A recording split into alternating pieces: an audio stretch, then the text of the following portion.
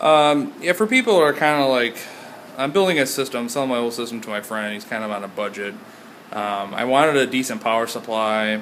I usually try to get 80 plus bronze, bare minimum.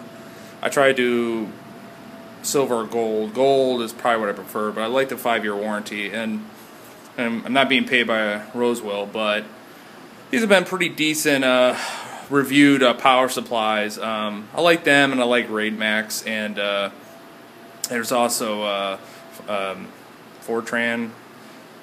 Oh, it's FS Power, basically. I forget it's a weird Korean name, but anyways, I like those three for on a budget, decent power supply. The nice thing about the 550 watt is if he wants the best GPU out there, the 550 watt will give him.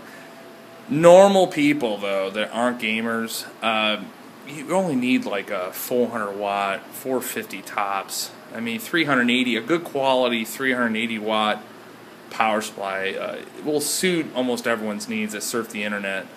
You just want good clean. You just want good clean power to your components, and that's pretty much what you want. The efficiency. This all has PFC, which is power factor correction.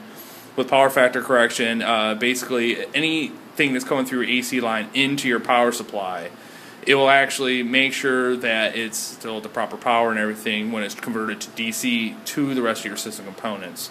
The biggest issue is that with these cheap power supplies, most people cut corners, like, oh, I just pay $20 for a power supply. Well, it's transforming. That's what it's doing. Transforming from AC to DC. You really shouldn't cut corners on a power supply. I mean, it's just going to ruin the longevity of the components unless you want to just go and replace, pop capacitors and everything else and video cards and whatnot.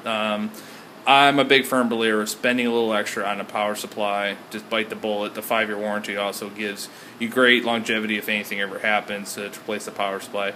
This one, I believe, is $65 if I remember right. But it's a rosewill capstone 550, 550 watt power supply.